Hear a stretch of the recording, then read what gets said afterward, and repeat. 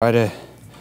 All right, we got Armstead will be out. Verrett is out. He should be on IR later today. And Sampson's doubtful. And that's it.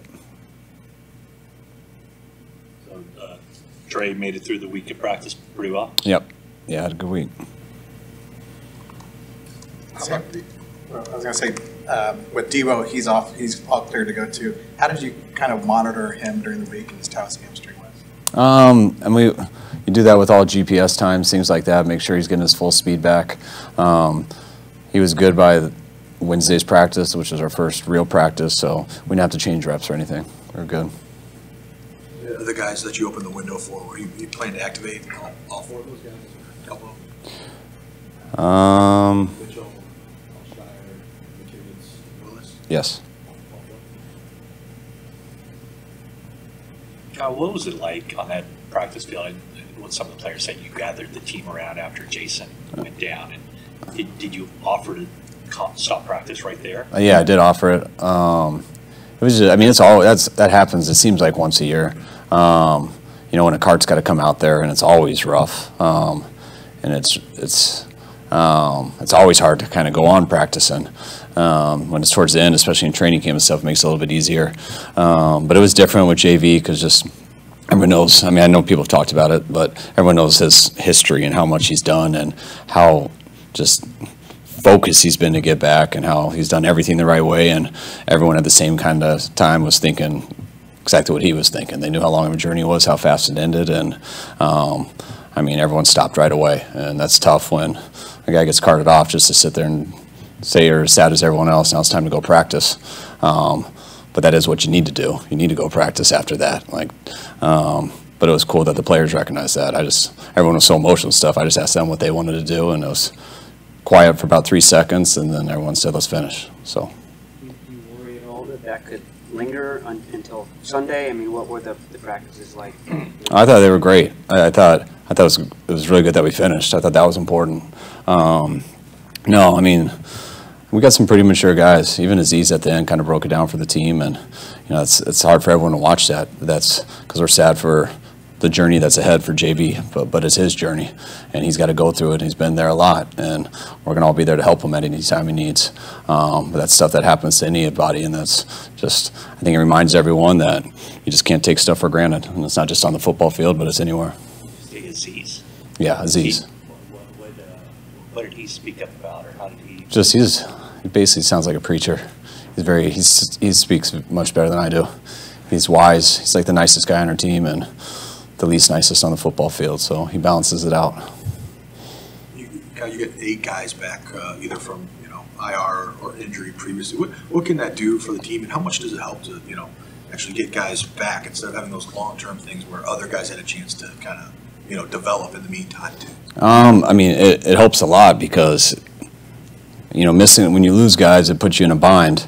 The only benefit to losing guys, it gives other people an opportunity to develop because they have to go through stuff, and sometimes the only time you get better is by going out there and getting your butt kicked sometimes and realizing what you got to do in this league because you can't always simulate that.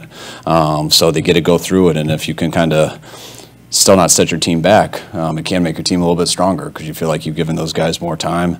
They've kind of know what it's like out there, and either they've taken somebody's job or they just helped it out while someone can come back and be the starter again. But then we just know that we have a little bit more developed depth, and there's not as much of a question mark because I mean, we're not even halfway. We're 8 games through, and it's not halfway. I think Kinlaw is eligible to return for the Mexico City game. Is that something he can do?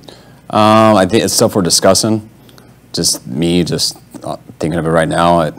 All the flying and stuff and the altitude up there, I think things would have to go really well for us to make that decision. There's no danger. I mean, you're clearly expecting him to be able to return this season. Yeah, I'm expecting him to, yeah. What exactly happened with Ebukam on Monday? It was on air. He took a step forward, and right when he did, I believe it was his quad. Just felt something in there, and he's still got a chance for Sunday. Sampson's never missed a game. That's why I'm not ruling him out, because he's been like this before, where you think he's not going to do it, but he does. But it's bothered him too much, and that's why he's doubtful.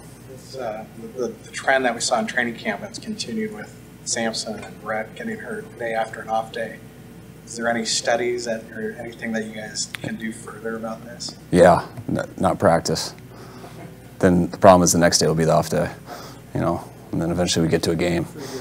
Yeah, so it's no, but I mean, we did lose some guys after an off day, which I made a big deal about. And then I very quickly got 18 pages of graphs and stats that proved me that I was wrong. It was just 3 main guys that kind of stuck out, and it was actually kind of our best overall after off days in a while. But I know why you're saying that because I felt the same way. But no, I mean, this was on air and we won't have speed, so it wasn't, we could not have practiced. Brett's was Wednesday.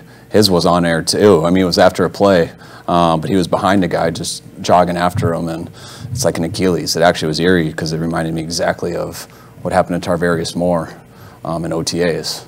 He was just backpedaled on a part of the field by himself and took a step forward, and the Achilles went. So, I mean, I think that's kind of what happens usually with Achilles. You never know when, but just it goes. I mean, Verrett knew it right away.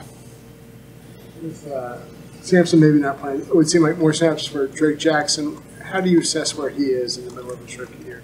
I think he's contributing to us. I think he's a very talented player who does help us out, and I see much more room to grow.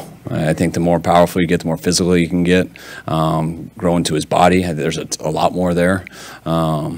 But I've been happy with him. I mean, he's coming along nice, and again, we're not halfway there yet. So there's plenty of room to get a lot better, and the challenge is also to not get worse. These guys hit this wall at this time. I mean, their season's close to getting there to where they don't have many more games, and we still haven't hit the halfway mark. So he's a guy who's got a much chance to get a lot better, and he has been playing well. But I see that with a lot of our guys on our team. Anything else, guys? All right, guys. Thanks.